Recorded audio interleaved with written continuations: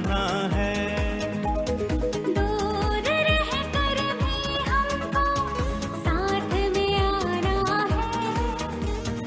इस कातिल कोरोना को मार भगाना है।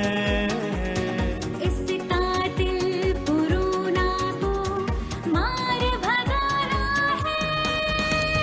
हार नहीं मानेंगे हमने ठाना है। हार नहीं मानेंगे हमने ठाना है।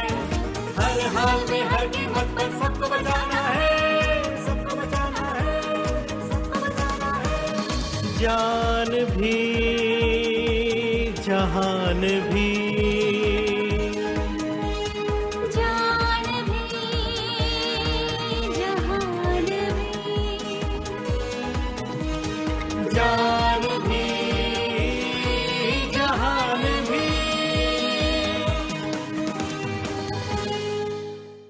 नमस्कार। जान भी में आपका स्वागत है। भारत विभिन्नताओं का देश है, तभी तो हम ये कहते हैं कि कोस कोस पर बदले पानी, चार कोस पर वाणी।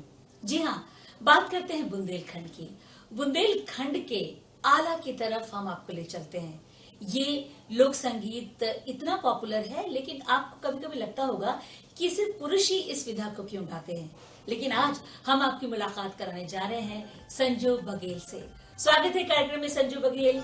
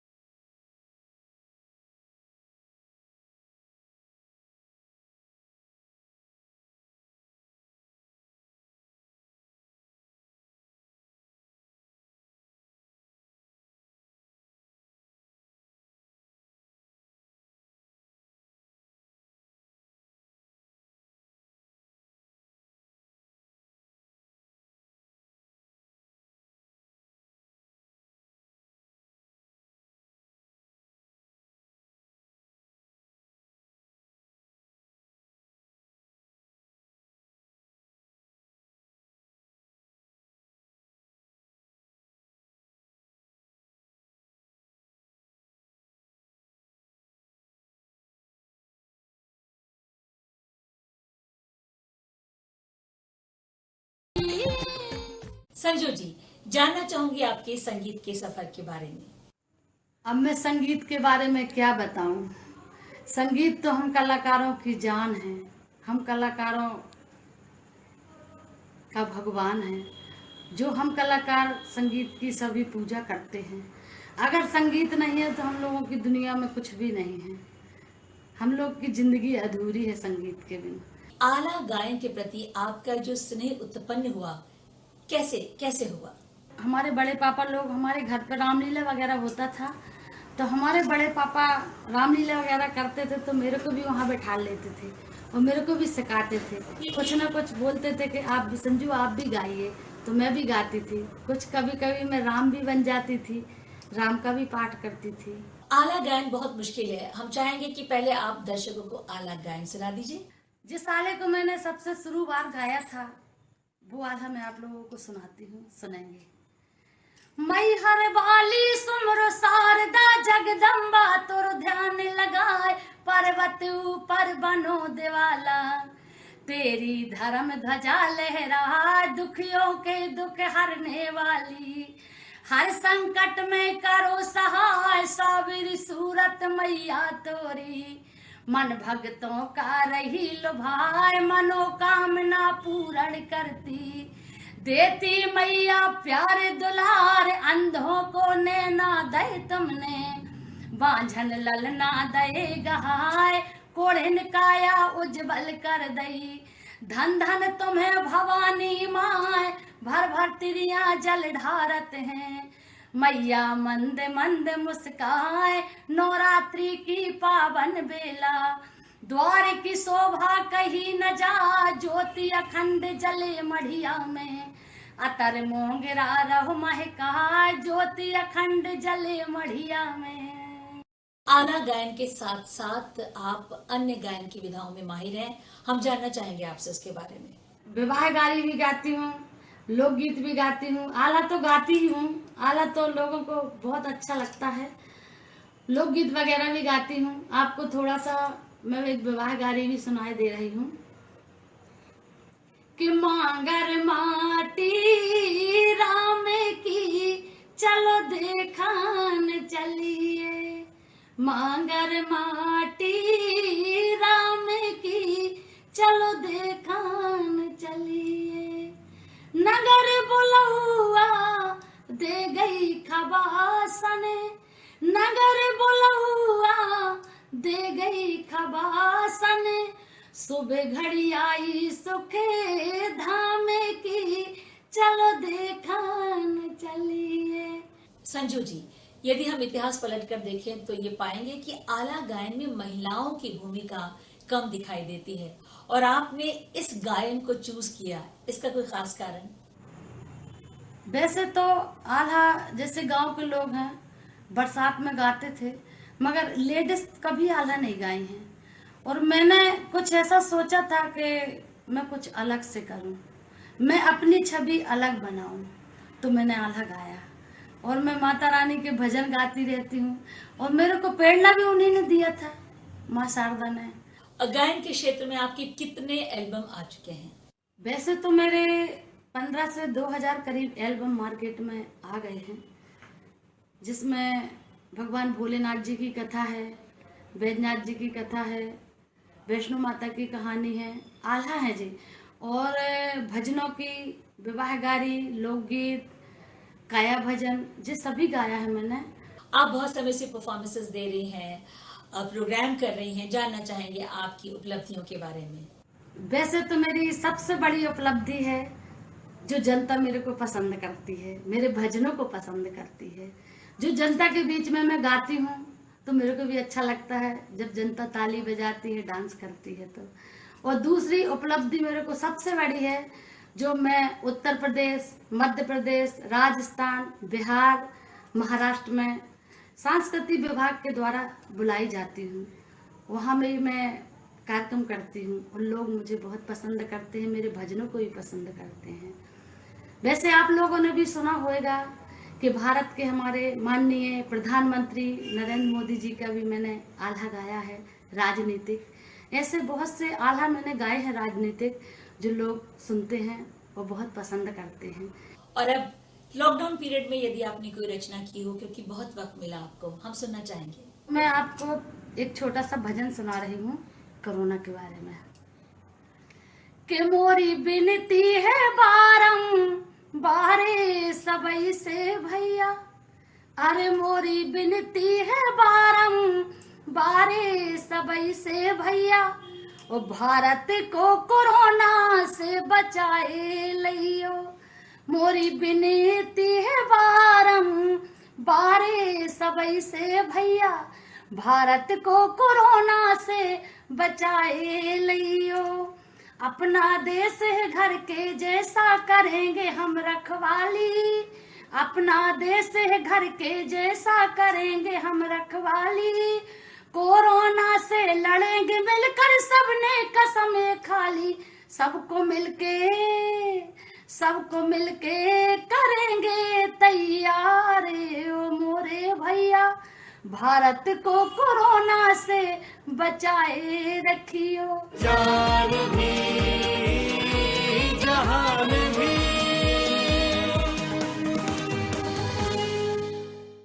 नाश के दुख से कभी दबता नहीं निर्माण का सुख, प्रलय की निस्तब्धता से सृष्टि का नवगान फिर, नीड़ का निर्माण फिर, नेह का आह्वान फिर।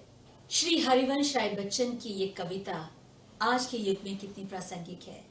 इस विनाशकारी दौर को निश्चित रूप से हम भूल जाएंगे जब सारी चीजें सही हो जाएंगी। जी हाँ, और अब हम आगे बढ़ते हैं कार्यक्रम में और मुलाकात करते हैं लक्ष्य शर्मा से। Welcome to our show.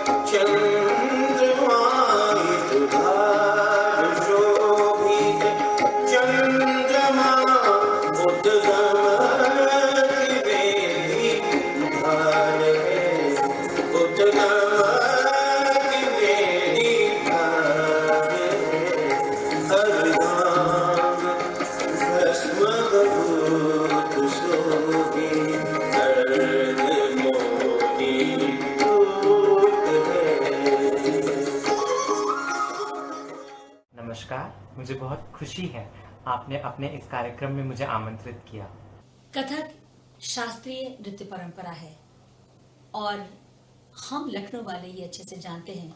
नवाब वाजिद अली शाह के दरबार में वाजिद अली शाह ने इस कथक को बहुत बहुत इम्पोर्टेंस दी और खुद बेहद मोहब्बत करते थे कथक से, और वो मोहब्बत आज तक बरकरार है। लखनऊ घराना इस बात का द्योतक है। लखनऊ एक परंपरा है, लखनऊ एक घराना है, और कथक को अगर हम यूं कहें ये नींव है। जी हाँ, और इसी कथक का प्रचार प्रसार कर रहे हैं लक्ष्य शर्मा। लक्ष्य शर्मा, जानना चाहेंगे आपके संगीत के कथक के सफर के बारे में। नृत्य की शुरुआत तो बचपन में ही कर दी थी। बचपन से ही डांस में काफ़ी रुचि थी, और मेरी जो बड़ी बहन है चंद्रिका शर्मा, वो कथक सीखने के लिए जाती थी जब हम काफ़ी छोटे थे। हम आई थिंक नर्सरी या फिर पहली दूसरी में रहे होंगे, तो उनके साथ मैं जाता था। वो सीखती थी और मैं बस वहीं पे खेले कूदे, खाए पिए, सो गए। तो तब वो थोड़ा जहन में रह गया। फिर मुझे एक वाकया बहुत अच्छे से याद है कि मैं दूरदर्शन देख रहा था हर रविवार की सुबह दूरदर्शन पे हम ओम नमः शिवाय देखते थे, जहाँ पे एक शिव जी की फायर वाली शैडो जो है वो नाचती थी। तो हमें वो देख के बड़ा फैसिनेशन हुआ कि बड़े फैसिनेट हो गए कि ये क्या है, ये सीखना है। और मैंने बस खड़े होके उस फायर शैडो के साथ डांस करना शुरू कर दिया। तब मेरे माता पिता को मालूम पड़ा कि मुझे डांस का शौक है या फिर मेरे अंदर एक कला छुपी हुई है। तब उसको इस बात का एहसास हुआ। लेकिन हम कलाकार वाली एग्जैक्टली कलाकार वाली फैमिली से नहीं बिलोंग करते हैं, तो इसको एज ए हॉबी ही सोचा। वो भी स्पेशली लड़के कथक नहीं सीखते हैं हमारे घर में। तो हमारे यहाँ डॉक्टर, इंजीनियर, इन सब की प्रथा है। तो हमने सीखना शुरू किया 10वीं के बाद। हम डांस तो करते थे as a hobby. Weekend classes पे चले गए, वीकेंड के दिन वीकेंड पे मॉम डैड ने कभी वेस्टर्न क्लास, कभी बॉलीवुड क्लास, कभी कथक क्लास, जो आसपास था वो हमें सिखाने की कोशिश की, क्योंकि हमें रुचि थी। और बिल्डिंग्स के फंक्शंस, गणपति, न्यू ईयर, इस सब में तो हम परफॉर्म ही करते थे। बट 10वीं के बाद जब हमारे पिताजी ने पूछा कि क्या करना चाहते हैं, तब हमने इच्छा जाहिर की कि हमें कथक सीखना है और हमें इसको एज ए करियर आगे लेकर के जाना है। फिर सिलसिला शुरू हुआ सीखने का, परफॉर्म करने का। धीरे धीरे सीखते गए। कब शुरुआत में हमने अपने गुरुओं के साथ परफॉर्मेंस दी, फिर धीरे धीरे अपना खुद करना शुरू किया। और अभी भी ये जर्नी जारी है। कोशिश कर रहे हैं कि कुछ ना कुछ करते रहें और अपनी प्रस्तुतियां देश विदेश में देते रहें। लक्ष्य, ये एक ऐसी विधा है कि बिना गुरु के मुझे लगता है पूर्ण नहीं होती। जानना चाहेंगे आपके गुरुओं के बारे में जिनसे आपने संगीत की शिक्षा प्राप्त की। मैंने अपनी कथक नृत्य की तालीम लखनऊ घराने से ली है। पंडित बिरजू महाराज जी की पट्ट शिष्या श्रृंगारमणि विजयश्री चौधरी। मैंने उनसे अपने कथक सीखने की शुरुआत की थी। आज भी सीख रहे हैं। आज भी कोई गुरु मिलता है तो हमें बड़ी खुशी होती है और हम उनसे सीखने की ही कोशिश करते हैं। लक्ष्य, आप बहुत सारे एनजीओ से जुड़े हैं, आप बच्चों के साथ काम कर रहे हैं। उस अनुभव के बारे में जानना चाहूंगी और कितना मुश्किल और कितना आसान होता है बच्चों के साथ काम करना। जी, मैं सलाम बॉम्बे फाउंडेशन में डांस डायरेक्टर काम कर रहा हूँ। यहाँ पे स्लम्स के बच्चे सीखने के लिए आते हैं। ये बच्चे बहुत ही इच्छुक रहते हैं कुछ भी नई चीज़ सीखने के लिए, या फिर इनको सब चीज़ों के बारे में जानकारी हासिल करने में बड़ा मज़ा आता है और इनका एनर्जी लेवल भी हाई रहता है। और बच्चे तो कच्ची मिट्टी की तरह हैं। आप उनको जिस शेप में डालोगे उस शेप में वो डल जाएंगे।